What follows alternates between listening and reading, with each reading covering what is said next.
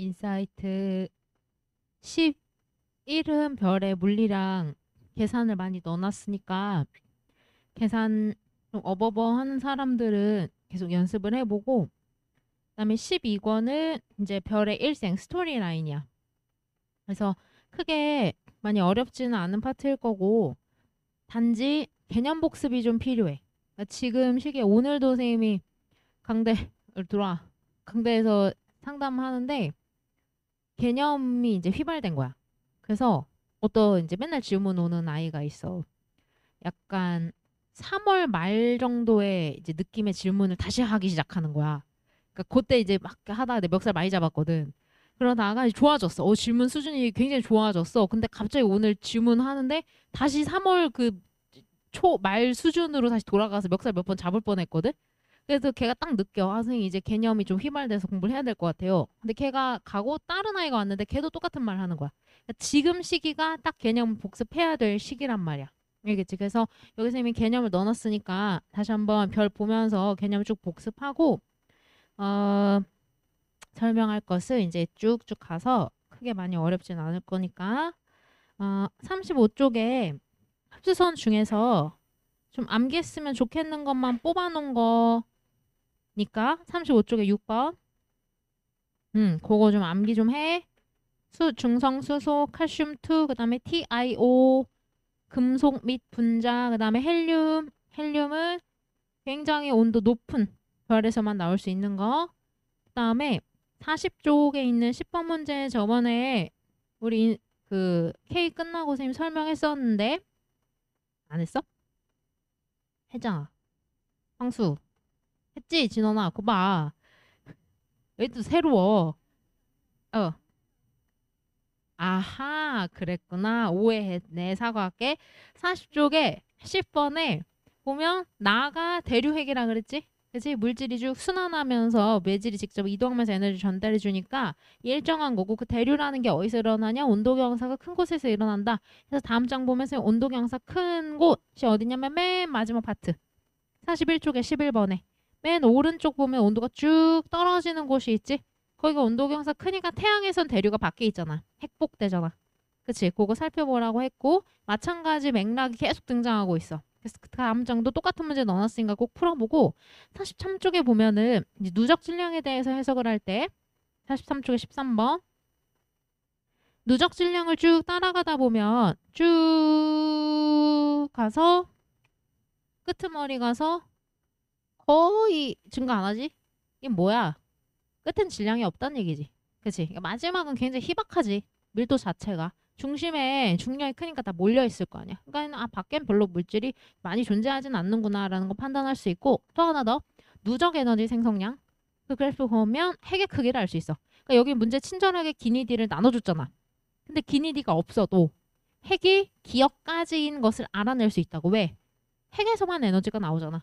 그러니까 누적 에너지 생성량이 쭉 올라가는데 핵 지나면 더 이상 에너지가 생성되지 않지. 그지? 이거 부드러운 선으로 나타내지만 꺾은 선으로 모식도로 나타낼 수도 있을 것 같아. 여기까지가 핵이다라는 거 판단해놓고 대류하는 영역 설명했었고, 그 다음에 47쪽 문제는 주계열의 질량, 수명, 광도 관계 나타낸 건데 평가원 기출 그림이야. 그래서 교과서에 분명히 날개 부분에 주계열의 수명은 원래는 질량에는 비례하고 광도에는 반비례합니다. 그랬어. 광도라는 건 내가 반짝반짝 에너지를 내야 되는 거니까 그걸 내기 위해서 내가 가지고 있는 수소 연료를 다 태워버려야 되니까 수명이 감소되는 반비례한 느낌이 나는 거고, 질량은 내가 가지고 있는 연료의 양이니까 이게 많으면 많을수록 난 일단 오래 살 수 있는 건데, 문제는 광도와 질량의 관계가 대략 요 정도 돼. 요 관계 때문에 결과론적으로는 수명이 질량에 반비례한다는 게 나오는 거지. 왼쪽 위로 갈수록 수명 감소한다 그러잖아, HR도에서. 그치? 근데 요것에 대한 내용이 분명히 교과서에 있어. 근데 평가원 스타일은 그 다음 그래프라고. 그런 식으로 낸다고. 니네들이 수식을 외우고 왔냐 안 외우고 왔니가 문제가 아니라 내가 수식을 가지고 그림을 그려줄 테니까 넌 해석만 해. 해서 기억자로 왔다리 갔다리 꺾으면서 해석 잘해야 되고, 여기서 실수만 안 하면 돼. 그러니까 예를 들면 수명 그래프를 읽는데 이 밑으로 쭉 내려가는 게 수명인데 요 값을 읽어내야 될 때는 수명 쪽으로 오른쪽으로 가야 되거든. 광도를 읽어낼 때는 왼쪽으로 가야 되거든. 근데 그걸 반대로 하면 안 된다. 그게 착각이 많이 돼. 알겠지? 천천히 기억자로 왔다리 갔다리 꺾으면서 잘 읽어내면 되는 거야. 그 다음에 요거 49쪽이랑 50쪽에 문제 한번 넣어놨어. 요것도 교과서에 탐구활동에 있는데 태양의 수명 계산하는 거 있잖아. 요거 있어. 탐구활동에 있는데 이제 고등학교 때 수행평가 같은 느낌으로 하는 거거든? 왜냐면 계산하는데 시간이 걸려서 이걸 이제 시험에 내긴 좀 거시기 하잖아? 근데 혹시 모르잖아? 킬러 문제를 지금 빼야 되는데 변별을 해야 될 거 아니야? 그러니까 얘가 2는 MC제곱 2는 간단하게 설명하면 이거야. 그러니까 질량의 결손분만큼 내가 에너지를 얻을 수 있다는 법칙이잖아. 근데 별에서 이 질량이 결손되는 거는 핵의 질량이지 핵에서만 핵융합 반응이 일어나잖아. 별의 바깥에서는 핵융합 반응이 일어나지 않잖아. 핵의 질량에 대해서 이건 이제 문제 제시를 해줄 거니까 거기에 가정에 보면은 수소 핵융합 가정에서 세 번째 줄에 1%의 질량 결손이 발생한다 그랬잖아. 그러면은 핵에서 손실되는 게 핵의 질량의 0.01 정도의 비율이란 뜻 아니야. 요거 됐어? 그러면 여기서 구한 이 에너지의 값은 내가 평생토록 낼 수 있는 에너지의 양이야. 그러면 여기서 구한 이 에너지를 광도로 나누면 그게 시간이 돼. 봐봐. 광도의 정의가 뭐였지? 단위 시간당 이거였잖아.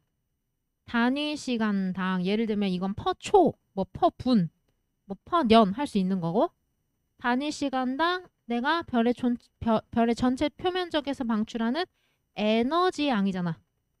얘는 에너지라며 줄이고 뭐고 와트고 뭐고 그런 거 필요 없이 우리는. 그럼 얘가 약분되면서 초만 남잖아 혼자. 이게 시간이 된다고 단위 자체가. 이게 태양의 수명이 되는 거야.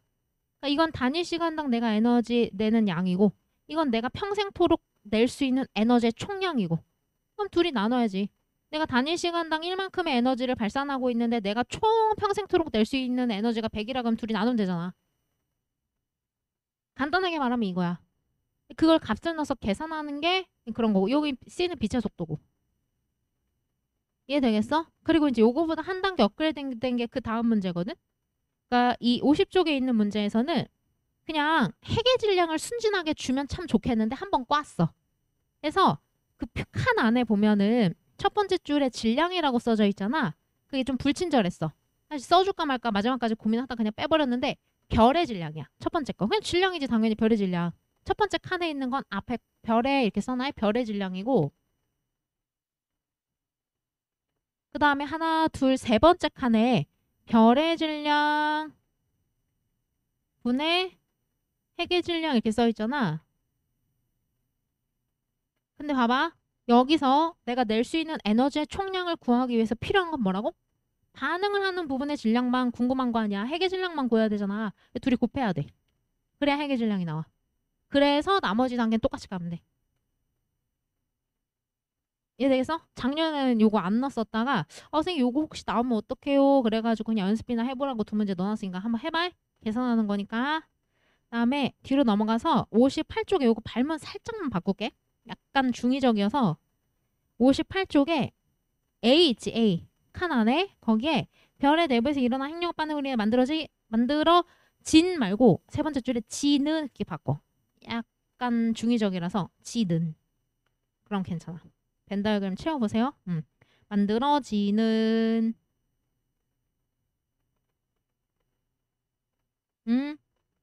맞아. 아니야. 그럴 리가 없어.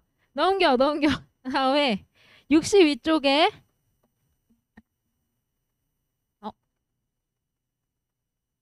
62쪽에 백색의성이랑 주계열을 찾아야 되거든? 근데 백색의성은 우리가 배운 적이 없어. 그래서 항상 그렇든 내가 아는 거 2를 주계열로 찾아. 맞지? 그러면 1이 백색의성이야.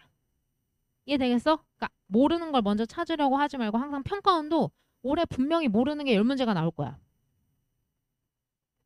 겁주는 게 아니라 왜 그래? 원래 그런 거야. 그러니까 재작년 느낌으로 나올 가능성이 높단 말이야. 재작년 그 준킬러급 오답률 한 70% 정도가 한 10문제가 나왔단 말이야. 근데 그게 왜 오답률이 70%였냐면 다 어려운 게 아니라 기, 니 괜찮고 디귿이 다 새로웠어. 디귿은 그 어디에도 없던 선지. 그래서 그게 나오면은 내가 배운 거 안에서 분명히 해결해낼 수 있다는 믿음이 필요하거든. 당황하지 말아야 되거든. 그러니까 내가 배운 거 먼저 찍어내고 모르는 거는 나머지다 이렇게 가야 돼. 자꾸 그 논리로 연습을 해야 돼. 그 다음에 넘어가서 쭉 넘어가. 여기서부터는 별의 일생 파트니까 크게 어렵지 않게 뒤로 쭉 넘겨. 77쪽 봐봐. 5번. 이거 한번 해석해 볼게. 77쪽에 5번. 디귿에서 나이가 110억일 때, 그러니까 X축에 11 봐봐. 그때 헬륨 핵융합 반응이 일어나냐 안 일어나냐를 지금 물어보고 있거든. 실제 이제 태양 같은 경우는 100억 정도를 주계열로 살다가 준거성 단계 지나면서 중심 핵에서 헬륨 핵융합 반응이 일어나기까지 한 20억 년 정도가 추가로 더 걸린다고 연구가 되어져 있어. 알려져 있어. 근데 너네들은 그 배경 지식이 없잖아. 그러니까 선생님은 알고 있어서 이땐 당연히 안 일어나자 하고 풀지만 너네들은 그걸 모르잖아. 그럼 어떻게 풀겠냐고. 봐봐. 지금 표면 온도 변화 볼래? B가 표면 온도고 A가 광도거든? 그럼 표면 온도가 10에서 한 11 정도로 갔을 때 왼쪽에 보면 상대적으로 1.0에서 0.8도 채 안 돼. 한 0.9 정도 되지. 근데 태양 같은 경우 헬륨 핵융합 반응이 일어나는 적색거성이라고 하면 표면 온도가 얼마 변해야 돼?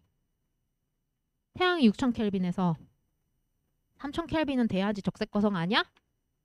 절반 변해야지. 한 0.5까지는 변해야지 표면 온도가. 이해되겠어? 그렇게 추론하는 거야. 아는 거 가지고. 그리고 Y축 광도도 그래. 광도도 자 10에서 쭉 올려서 읽으면 광도가 뭐 한 1.8 정도 돼. 그치? 그리고 11에서 쭉 올리면 한 2.2 정도 되거든?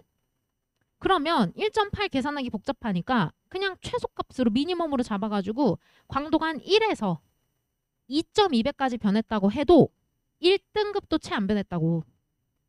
2.5배는 변해야 1등급 겨우 변하는 거 아니야. 이해되겠어? 위쪽으로 쭉 올라가는데 안 된다고. 배운 거 안에서 충분히 추론해낼 수 있어요. 그다음에 넘어가서 자 여기서부터는 83쪽부터 84, 85, 86, 87 쭉 해서 요 유형 연습하라고 넣어놨어. 항상 껍질층을 보고 수소 헬륨 3대1 찾아. 안쪽은 왜곡될 수 있어. 핵융합 반응이 일어나기 때문에 수소 헬륨비가 바뀌잖아. 나이에 따라 달라지는 거기 때문에 반응이 일어나지 않는 껍질 부분에서 수소 헬륨 찾으면 되고 넘어가서 93쪽에 나이가 같은 별들의 집단 이게 성단이라는 거야. 그래서 성단이라는 정확한 뭐 개념 또는 구상성단, 상계성단 이번에 수특의 단어가 있긴 있어. 근데 그거의 정확한 정의는 G2야. 그래서 G1에서는 지양하려고 할 거야. 하지만 평가원에서 성단이란 단어를 냈어. 그 말인 즉슨 성단이라는 단어를 지극히 상식으로 치부하겠다는 얘기야. 그냥 남중고도 얘기하듯이. 그러니까 성단이라는 건 별들의 집단이고 별이 응에 태어날 때 혼자만 태어나지 않거든. 엄청 거대한 성간물질 속에서 같이 동시다발적으로 태어난단 말이야. 그러니까 집단을 이루고 있을 수밖에 없고 그래서 성단을 이루고 있는 별들의 특징은 나이가 똑같다야. 그럼 이제 왼쪽 A 성단이랑 오른쪽 B 성단을 구성하는 별들을 H열도에 찍은 거야. 도도도도도도 찍은 건데 쌤이 그냥 간단하게 목적으로 라인으로 나타낸 거야. 원래는 도도도도도도 귀납법이야. 왼쪽에 있는 성단에서 이렇게 오른쪽으로 튀어나온 이 아이랑 오른쪽에 있는 성단에서 이렇게 똑같이 오른쪽으로 튀어져 나오는 아이들이 위치는 비슷해. 그럼 이게 거성이냐고 원시별이냐고. 이거 어떻게 구분하냔 말이야. 얘는 진화 속도를 할 수 있어. 우리가 배운 거 가지고. 얘네들은 이 모든 별들은 나이가 다 똑같아. 그치? 그러면 요 질량이 큰 별은 진화 속도가 빠르니까 똑같은 세월을 살아도 이미 진화를 해버렸겠지. 거성으로 가고 있겠지. 따라서 이 별은 거성이야. 하지만 얘가 거성이면 말이 안 돼. 왜냐? 질량이 큰 별은 아직도 주계열에 있는데 질량이 작아서 진화 속도가 느린 게 벌써 거성이 될 순 없잖아. 그러니까 이거는 원시별로 해석이 되는 거야. 지금까지는 이렇게 화살표를 줬어. 이런 식으로 뭐 이런 식으로 진화하는 경로를. 근데 혹시 만약에 두 개를 놓고 비교하라고 했을 땐 화살표 없어도 해석이 된다고. 왜? 우린 진화 속도라는 개념 배우니까. 이해되겠어? 또 하나 더. 만약에 이 별들의 나이를 뭐 A, 이 별들의 나이를 B라고 하면 A랑 B 중엔 누가 더 나이를 많이 먹었을까? 이것도 똑같이 가는 거야. 주계열이라면 물리량이 비슷하면 모든 물리량이 다 비슷하지. 하나가 비슷하면 다 비슷하지. 그러면 만약에 뭐 왼쪽 위쪽에 x, y에서 요 정도에 찍히는 주계열이라면 얘가 가지고 있는 진화 속도를 여기 x, y에 똑같은 자리에 찍히는 주계열도 그대로 가지고 있을 거거든. 그러니까 진화 속도는 주계열이라면은 질량이 똑같으면 광도도 똑같고 표면온도도 똑같고 진화 속도도 똑같고 그냥 다 똑같은 거야. 그럼 만약에 같은 세월을 살았다라고 하면 똑같이 주계열 당겨야 될 거 아니야. 근데 누가 더 오래 살았길래 어떤 애는 벌써 떠나 있냐고. 얘가 더 오래 살았으니까 벌써 더 떠나 있는 거지. 똑같은 진화 속도로 갔는데. 그러니까 전체적인 성단의 나이를 비교한다 그러면 또 얘가 많고. 그러니까 추가적으로 또 비교할 수도 있는 거야. 이해되겠어? 응. 그다음에 넘어가서 94쪽에 A 주계열 아니다고. A 주계열 아니야. 주계열 자리에 우연히 찍혀 있는 거야. 이건 진화하는 중에 우연히 x, y가 맞아 떨어져서 거기 찍혀 있는 거야. 왜냐면 걔가 주계열이라면 누가 설명이 안 된다? 이 여기 막 찍혀 있는 도도독 찍혀 있는 A가 주계열이라면 그 밑에 있는 빈 공간이 설명이 안 된다고. 나이가 똑같은데 얘가 만약에 주계열이라면 얘보다 진화 속도가 느린 애가 벌써 떠나 있는 거야. 얘는 아직도 주계열인데. 진화 속도 개념으로 다 설명이 가능하다고. A는 주계열 아니야. 우연히 거기 찍혀 있는 거. 마찬가지 뒤에 비슷한 거 넣어놨으니까 쭉 풀어보고 됐어. 됐지? 쉬는 시간에